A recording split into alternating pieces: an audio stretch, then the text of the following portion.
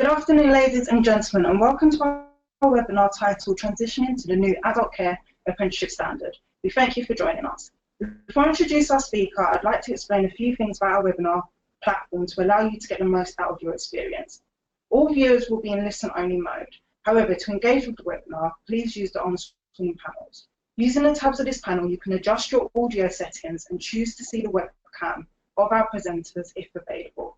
You can also use the question tab to engage with us. We expect that our webinar will be extremely popular, but our team will do our best to answer your questions and queries.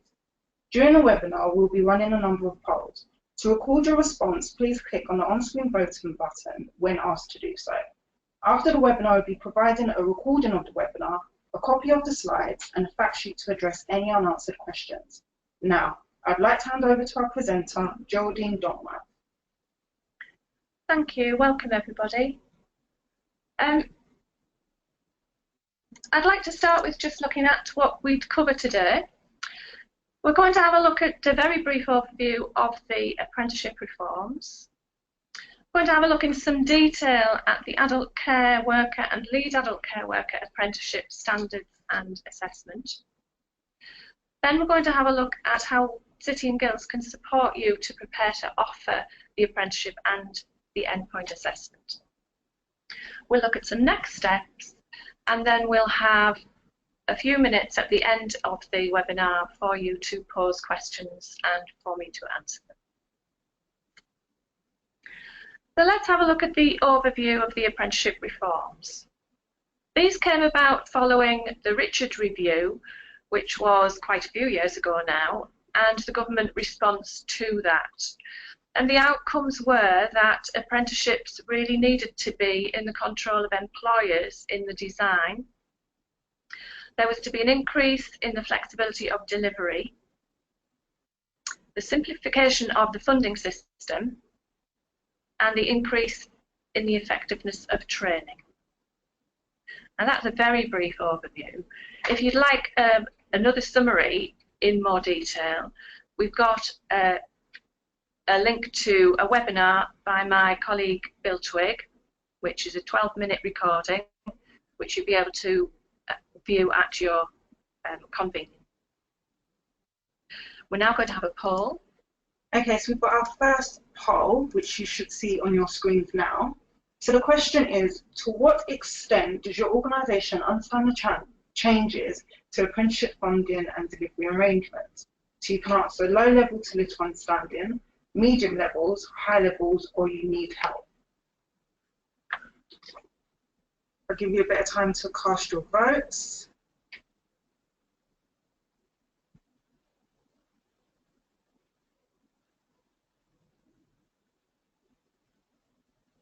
Okay, so it looks like it's split between medium to high levels of understanding, which is good to know. Thank you. Let's move on to look at some of the funding changes. As you know, the SASE frameworks, or the SASE frameworks, as some people call them, have been allocated funding bands in the new funding regime from May. So when we're looking at health and social care and at levels 2 and 3, they've been allocated band 1 and band 2. So looking through the table, the maximum possible total provider funding for each of those frameworks would be £2,800 for the level 2 and £3,400 for the level 3. And that takes into account the incentive for an employer and a training provider to take on an apprentice who is 16 to 18 years old, and also includes the provider uplift for a 16 to 18-year-old learner.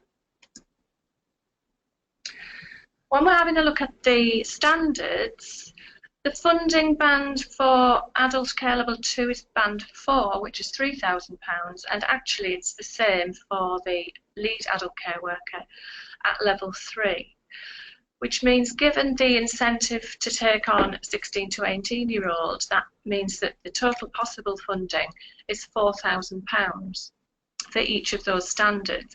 But it's certainly worth remembering that the funding for endpoint assessment would need to come out of that allocation. Okay, so we've got another poll question here. Should be on your screen now. So the question is, which of the following apprenticeship standards will you be offering?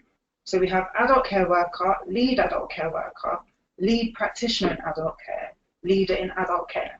You should be able to answer more than one if you are offering more than one standard.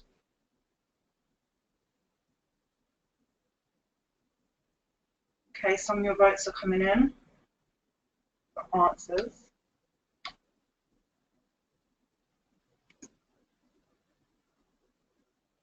So it looks like the majority of you are adult care worker, and then the second place is lead adult care worker. That's good, because they're the two that I'm going to concentrate on today. What I'm going to do now is to just go through the standards for the level 2 and level 3, but I'll give you an overview of the Trailblazer group and also the other standards that are being worked on. As you can see from this slide, there's quite a wide range of employers who've been involved in the Trailblazer group, and these range from corporate, large employers, SMEs, local authorities, and there's also been an individual employer involved in the group. So I think from that perspective, it's been a very representative group of employers, although given that there are thousands of employers in adult care in England, it is quite a small group. They've been running for about 3 years now, and there is a core membership of that group which makes decisions, taking advice from awarding organisations such as City and Guilds and others, and then puts out their decisions for ratification to the wider group. So I'm going to talk first of all about the adult care standards as a whole. You'll see there that there are 4 standards which we've asked you about, and obviously you're making decisions about which standard you are going to be working on. You'll notice there on the slide also that there is a link which says social care standards. I've bracketed that adult care. I've done that because I've noticed on the .gov website, where you can find all the standards and the published assessment plans, that the titling of the standards has been changed to social care rather than adult care as a group. That is to reflect the post-16 skills plan, skills routes. You'll find that other occupations will be slotted in under different headings in that respect. That link will take you to whatever is published around adult care standards and assessment plans. So 4 standards have been developed. 2 standards, the level 2 and the level 3, are deemed ready for delivery, which means that they have a published standard and an assessment plan. 2 further standards have been published, and they've been published for quite a long time now.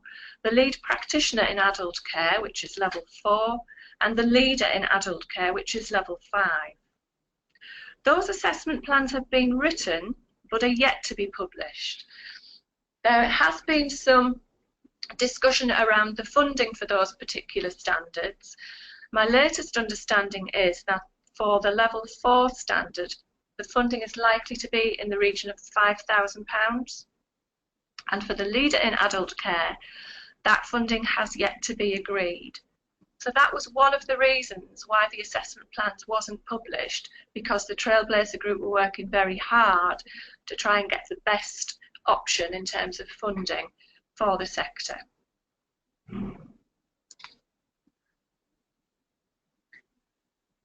Looking at this next slide in a little more detail, on the left-hand side we've got a summary of whatever's in the adult care worker standard. And on the right-hand side, which is where I'm going to start, there's a more general overview of what an apprenticeship will look like. So in terms of the Trailblazer standard apprenticeships, looking at the right-hand side of the slide, the first step would be initial assessment. That's always been important in apprenticeships, but I think it's even more important now within the standards, because the apprentice really does need to understand how their whole journey will work, and that means that they've got to understand the elements of the endpoint assessment when they're signing up for the apprenticeship standard. That safeguards two things really. One is that the apprentice knows exactly what's expected of them from beginning to the end. And as training providers, then you have more opportunity for success, I believe, if your learners are fully informed about the whole process. One of the changes in apprenticeship standards, as opposed to the SASE frameworks, is that there is no mandatory qualification required. Now, in terms of adult care, actually the qualifications are mandatory, but that's not a general rule.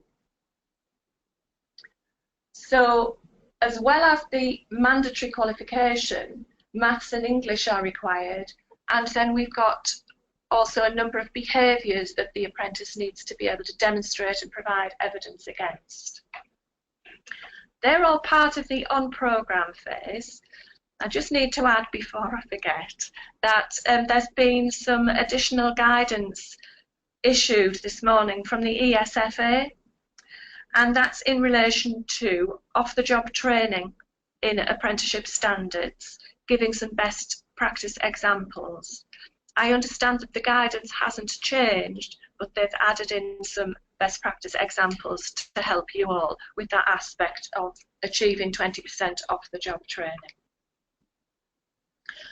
So once the on-programme element has been achieved, the apprentice comes to a gateway.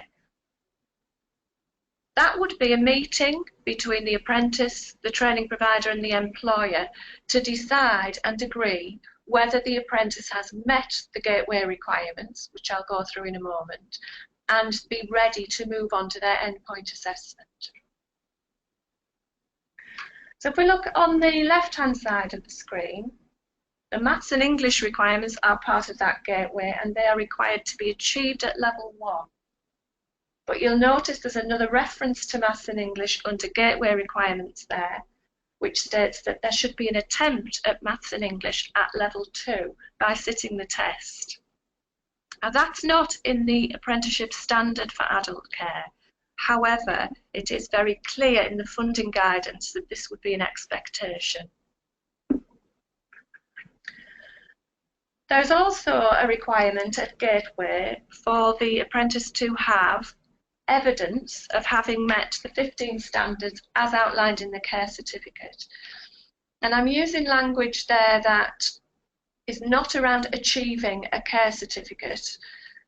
Some employers are not using the care certificate, and there's some confusion still in the sector about whether the care certificate is a qualification or not, and of course it's not. The wording was changed at the behest of the Skills Funding Agency so that it was very clear that there wasn't an expectation that that would be an additional qualification that the apprentice needed to achieve. The qualification that they do need to achieve is currently the Diploma in Health and Social Care at level 2. Now that qualification will come to an end in December of this year and will be replaced by the Diploma in Care from January 2018.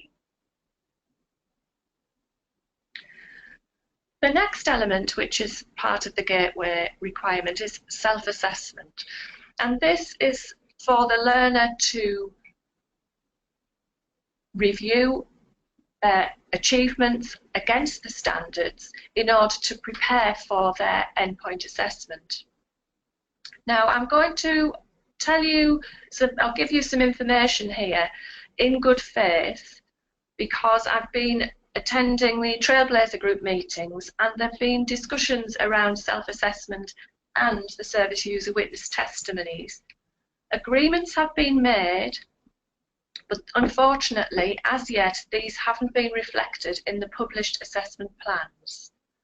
So I'm going to explain to you what the discussions have been about, and then I'm actually at a Trailblazer meeting this afternoon, and I'll be asking again for those changes to be published. So in terms of self-assessment, the apprenticeship assessment plans actually talk about a self-assessment being completed by the learner and submitted forward to the endpoint assessment organisation to contribute to their professional discussion. Now, I don't think that that is actually going to have to happen. So the discussions that we've had at the Trailblazer groups have been around the self-assessment being a gateway requirement. So it's almost like, I know a lot of you, where your learners come to the end of their qualification and you ask them to write something like a claim to competence. So a review of why they've been successful and how they've been successful as a statement within their portfolio, which is then put forward for their internal and external verification, final verifications. So, you know, it could be that it's something like that process that the self-assessment ends up looking like. We're actually working on this at the moment, and we've invited people, if you've received any of my emails saying come and support us to develop some of our products, that we're working on the self-assessment at the moment. The other aspect that I want to discuss with you is the service user witness testimonies. I know that a lot of you were very concerned about that, and there was a meeting of the Trailblazer group about 6 weeks ago, possibly longer, in which this was brought up again and discussed. So the outcome of that was that the service user witness testimonies would not be a requirement of the gateway. And the reason for that was that it would be difficult for apprentices to be able to apply this consistently. So it would not be fair on some apprentices if they were unable to achieve the service user witness testimonies. So it was felt that it would be better to remove that as a requirement. However, it wouldn't stop service user witness testimonies being used as part of the on-programme qualification, if that was appropriate, and also for the learner to use perhaps reflection on how they have or how they would involve service users in developing their own practice. So the actual activity itself hasn't necessarily gone away, and there's value in involving service users in the development of an apprentice. But that requirement for service user witness testimonies to be produced is no longer a requirement. And that then needs to be published in the assessment plan, which is where I started this conversation, really. Can I just go back? Sorry. So that's all around the gateway, and the learner, employer and training provider agree that the learner is ready to go on to endpoint assessment. I mean, the adult care worker and actually in the lead adult care worker standard, the endpoint assessment is quite straightforward. So we have two elements. A situational judgment test, which is 60 questions, and a professional discussion.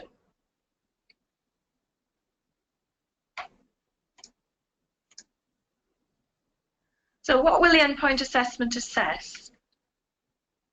I've taken these words directly from the assessment plan. So it's looking at assessment of all of the knowledge elements and skills in terms of undertaking main tasks and responsibilities according to their job role and communicating effectively. In the professional discussion, all knowledge and behaviours will be assessed. And as you can see here on the right-hand side, the behaviours are represented by the 6 C's: care, compassion, courage, communication, competence, and commitment.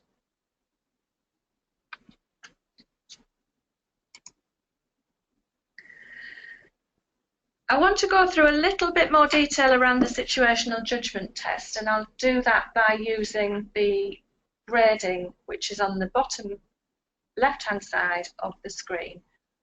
So we're looking here at learners having to achieve 40 out of 60 questions answered correctly in order to have a pass. 50 to gain a merit, and 55 to gain a distinction. The situational judgment test will consist of a number of scenarios on which questions will be based.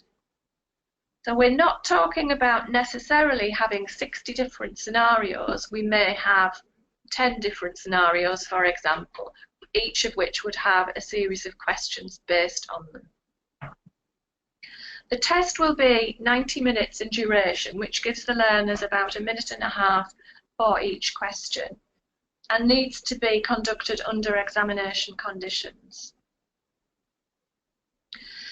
The other thing that I'd like to say about the test is that the Trailblazer group are very clear that they expect apprentices to be able to deal with questions which are set in many contexts.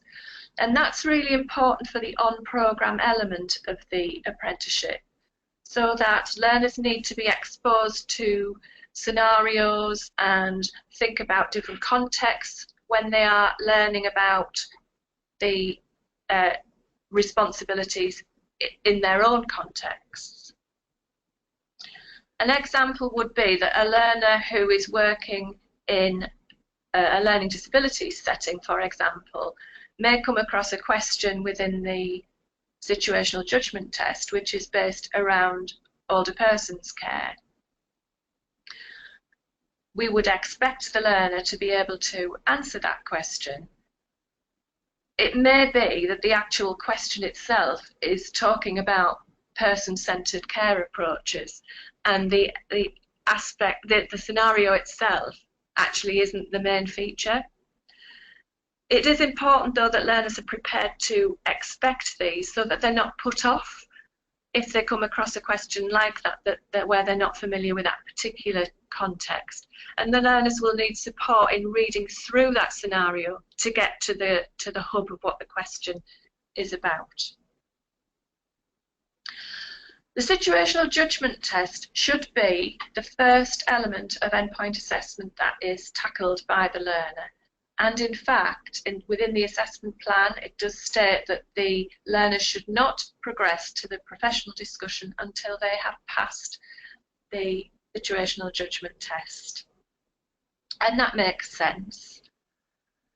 The apprentices are allowed to resit the situational judgment test, and I'll talk a little bit more about resits shortly.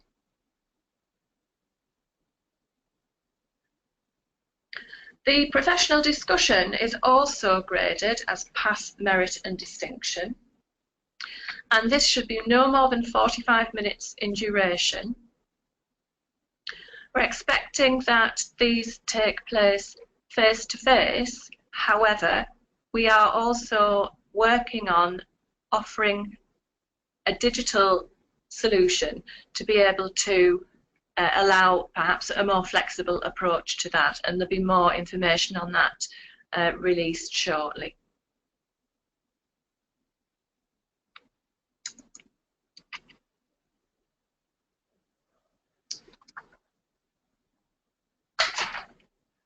I think we skipped a slide there, sorry.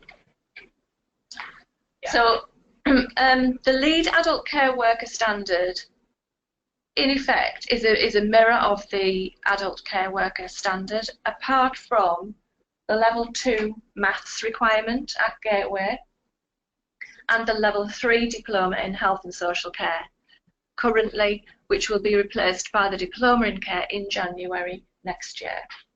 The same aspects that I've discussed in terms of self-assessment and the service user witness testimonies actually stand true. And as I said previously, these do need to be published in the assessment plan.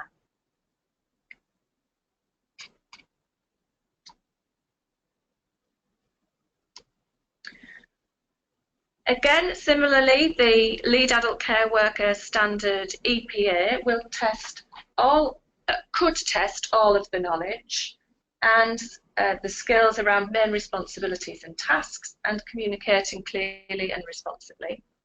The professional discussion will incorporate all of the knowledge and behaviours, and the behaviours are exactly the same as at level 2. Okay, so we have a quick poll question here before we move on to the other slides. So this should be on your screens now. So the question is, what do you consider to be the greatest challenge to your own staff when delivering apprenticeships?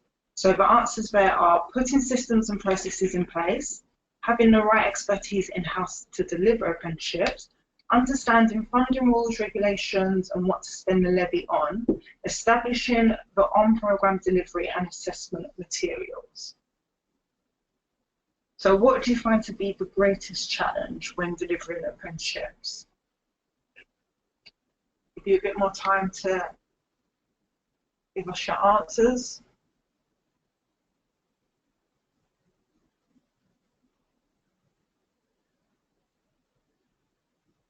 Okay.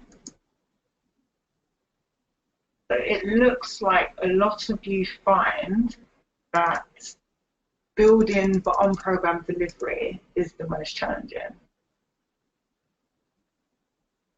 Okay. And that fits in beautifully with what I'm going to say next, I think. So we're going to look at elements of how City and Guilds can support you in the on-programme delivery and also for the preparation for the endpoint assessment. We have very established and very well attended support networks for adult care, and these will continue and will be delivered in generally in our regional offices, supported by my colleagues Paul Rowbottom and Susie Gray. We've done some mapping to the existing, from the existing qualification to the standard, which will be published shortly. We have an existing qualification now to support the on-programme element, and the new qualifications, as I said, will be available in January 2018. We'll also ensure that the new qualification maps directly to the standard. We're going to be publishing what's called an EPA pack, that's an endpoint assessment pack. There are 2 of these packs, and I'll go into more detail in a moment about what they will contain.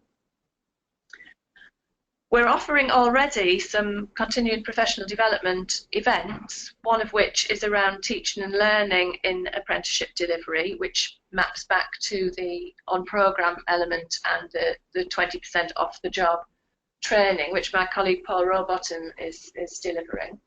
But we're also looking at preparing learners for endpoint assessment in terms of things like professional discussion. So we know the professional discussion is already an accepted assessment method within the diploma delivery. But what we want to help you with is ensuring that you are confident that you are using professional discussions which will be of the same standard of those that the learner will experience in their endpoint assessment. Really, these sessions are about trying to build your confidence, to instill that confidence in the apprentices, so that when they come to endpoint assessment, it's not, an awful experience for them, and they are prepared to be talking to their endpoint assessor about how well they've done and how they've met the standard, and wanting to get that distinction grade. We also have Learning Assistant as an e-portfolio, which is a standard, and that can be purchased separately on a license basis. We're working on some smart screen materials to support the diplomas at levels 2 and 3, and we're also commissioning textbooks. Again, these materials will be available at an additional cost, and there's details of that in the slide deck that you will receive. We do have an apprenticeship team who offer consultancy services if that's something that would help your organisation in your planning. We've got a load of excellent maths and English support materials, and of course functional skills is key to the apprenticeship delivery in terms of gateway. I've already mentioned my colleagues Paul and Susie, who are our technical advisors and are there, as am I, for additional support and guidance. And this webinar is part of a series, and I'll be running some more towards the end of the year. I mentioned the endpoint assessment packs. We're going to have 2 of these packs, one for our customers and one for the independent endpoint assessors. And these are the sort of things you can expect to see in those packs. So we're very keen that everybody understands the different roles and responsibilities involved in the whole process, be guidance on how to evidence the gateway, and instructions on how to book the endpoint assessment. In these particular standards, we've got to look at invigilation of tests, because we've got to have them delivered under examination condition, and also guidance on what the learners can expect from professional discussion. That's also to help the learners pitch themselves in terms of, you know, what do I need to get a merit, what do I need to get a distinction. There'll also be instructions for setting up an environment for the professional discussion, and this is really important to ensure that the learners, they're in a protected environment so that they are confident, not worried about people interrupting them, etc. We'll also be producing some sample questions from the multiple choice questionnaire, the situational judgment test, which will be available separate to the pack, but we'll publish those. And they'll be available password protected on our website. And then for the independent endpoint assessors, those assessors obviously need guidance in terms of how to feed back to the learners their results from the situational judgment tests and how that impacts then on their overall grading. We want very clear and consistent constructions on how to carry out a professional discussion, and there will be marking criteria and grading criteria in the materials for the endpoint assessment.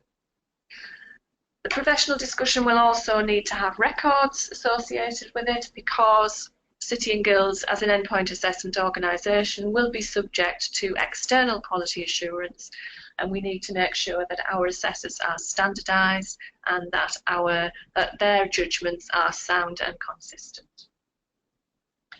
Then the learner obviously needs to know what the next steps are following their professional discussion, and we would expect our independent assessor to be able to explain that to the learner. We'll just have a look at the timelines now. I'll go through the adult care level 2 one in detail, and then there's a similar slide which describes the adult care worker level 3. So in July of this year, we will publish the mapping of the standards to the existing qualification. By October, the endpoint assessment packs will be available, as will a sample paper. The endpoint assessment booking reservation window will open, and a walled garden endpoint assessment registration, including a package which I'll explain about in a moment, that will also be available to use. By November, we'll be preparing for the launch of our new qualification diploma in care, level 2, and I'll be hosting a webinar to go through the structure and content of that. By December, we're looking at the deadline for the first booking for endpoint assessment, and actually that's when the SASE frameworks actually will switch off. I think it's the 29th of December will be the last date for SASE frameworks. By January, the Evolve tests, the situational judgment tests, will be available online through our Evolve system. Paper-based versions will be available on request. The level 2 diploma in care will be available. The mapping of the new qualification to the standard will be available, and new teaching and learning resources to support the delivery of the new qual will be also available. And then in April, we're expecting the first endpoint assessment visit, i.e. professional discussion, to be taking place, obviously those who've met that deadline in December. So as you can see there, there's a similar timeline for the level 3 worker. So I think we've got another poll. So we've got a quick poll here you should see on your screens now. So the question is, when do you intend to move into the new apprenticeship standard? So we have already started, as soon as we can, in September, or we haven't as of yet. So if you could just give us your answers. So when do you intend on moving to the new apprenticeship standard? Okay. So it looks like the majority of you hasn't yet started, which is quite interesting. That's actually borne out by the information that we can see. We look at, on a regular basis, the information from the Skills Funding Agency, or the ESFA as it is now, around apprenticeship starts on the new standards. And the latest information that we have is that actually there have been very few starts on adult care apprenticeship standards. So that sort of mirrors, I think, the situation that people are finding themselves in at the moment. Thank you for that. I'm now going to go through the pricing for our endpoint assessment offer. They're almost the same at the 2 levels. The difference is in relation to the qualification pricing. It's just a little more at level 3 than it is at level 2. So the on-programme elements will be currently the existing qualification registration prices. We've got an opportunity for you to use City and Guilds for endpoint assessment only. So that means that you can work with City and Guilds on your qualification, and you choose to buy the endpoint assessment from City and Guilds too, but in 2 separate transactions.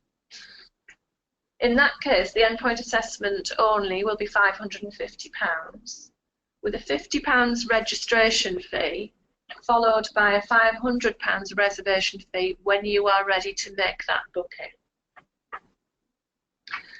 We're also introducing a package in which you would be able to purchase the registration for the qualification and later on pay for the endpoint assessment. So that overall is £615, and as you'll see, there's a slight incentive there to do that. We've made a slight reduction in the overall cost. In terms of resits, then the situational judgment test, being an evolved test, will have a resit charge of £15, and the professional discussion, actually the Trailblazer group do not want the apprentices to be able to resit that professional discussion. I think their feeling is that if the learner has demonstrated on programme and passed the situational judgment test, the professional discussion is something that the learner should be well prepared for, and that they will be able to achieve that. Just looking at the approval process then for endpoint assessment, if you're a new City and Guilds provider, you'd need to go through a financial approval to offer endpoint assessment through us.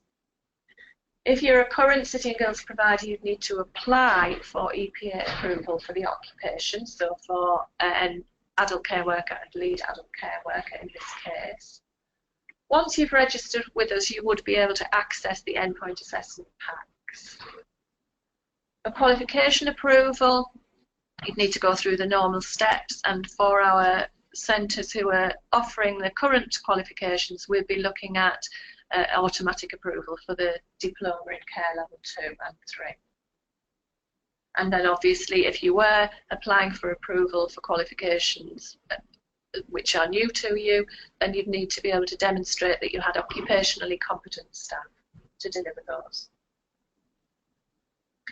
These next two slides are really very straightforward and show the endpoint assessment reservation process. So we're actually looking at registering the learner on programme and endpoint assessment. The reservation booking, you select a month in which you wish to register, which is 90 days prior to endpoint assessment actually taking place. And this is to allow us time, it's logistics time really, so that we can allocate an endpoint assessor who is available and where there's no conflict of interest with your actual apprenticeship programme. At that point, the EPA fee is charged. The date would be agreed with the provider or the employer. We'll capture data which we'll share with the ESFA, and then the provider submits the data and gateway declaration to City and Guilds. So we need to know that that learner has achieved the gateway before we can carry out endpoint assessment.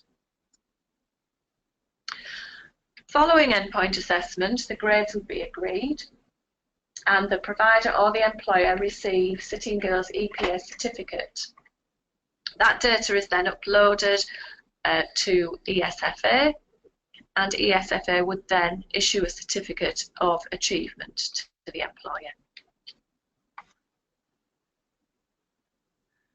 I'm not going to go through this slide in much detail. I'm sure you'd be able to read that later. Just to say that we are in the process of recruiting endpoint assessors, and I've given a summary here of what our expectations would be. I also need to just put a little proviso around this, that these requirements have been discussed at the Trailblazer group, they have been agreed, but they haven't been published yet. All the same, we would expect an assessor to be a qualified assessor with good experience and be fully conversant with the standards, and they do need also to be occupationally competent. If you want to take things further with us, we can offer, as I said previously, an apprenticeship consultancy offer, which helps you to understand, helps us to understand your needs and yourselves to understand where you need to get to offer and develop solutions with you, and also to help you to implement that change. And there's a vast array of support resources around apprenticeships on our apprenticeships web pages, and there are lots of links in this slide to help you to find those documents. I'd like to thank you for your attention this morning, and also remind you, in order to keep up to date, if you'd register for our email updates on our homepage, and there are some other email addresses there if you'd like to get more involved. And we've now reached the stage where we're going to take some questions. Okay, so we've got a couple of minutes left, so if you do have a question you'd like to ask Geraldine a question, can you please type it in the question panel now? If we don't get a chance to answer your question right now, we will be sending out an FAQs where Geraldine will type up answers and we'll email them out to everyone. So if you do have a question, please get them in now as quickly as possible. So we may have time for one question. So we'll ask this first question that came in. So the question reads, I was under the impression that the diploma to be used for apprenticeship was the clinical healthcare support qualification. I thought it was changed from health and social care. Can you clarify, please? Yes, I can clarify that. The level 2 diploma in clinical healthcare support is actually part of the healthcare standards. So today what we've been talking about are the adult care or social care standards. The healthcare standards was the subject of a webinar that I did last week, where you may be able to access information there. But the diploma in care at level 2 does actually have health options. So that would be part of a choice about whether an apprentice would do a qualification actually in health, because in the healthcare level 2 standards there is no mandatory requirement for a qualification, although we've designed a qualification to meet that standard. Okay, we'll do one more question. Again, if you have any questions, please type them in now. So this next question reads, if the learner fails the professional discussion, do they need to undertake the qualification again? Actually, I'm afraid I don't know the answer to that question. They wouldn't need to take the qualification again. The Trailblazer group, as I said, were very clear that they felt that one attempt at the professional discussion should be allowed. However, if there were extenuating circumstances, that would be something that you would need to talk to City and Guilds about in terms of access to assessment under specific circumstances. I have challenged that back to the Trailblazer group a couple of times actually in terms of, are you sure about the resit situation, and they are very clear that that's their situation. Okay, we'll do one more question. Can learners resit for situational judgment tests? Yes, they can. Okay, great. I think we'll leave it there. Again, if anyone has any more questions, please type them in and we'll get them answered and emailed out to you. But on that note, we'll end it. Thank you, Geraldine, and thank you everyone for tuning in. You will get an email with these slides, a recording, and like I said, any questions that were asked that we didn't get to answer today. Thank you.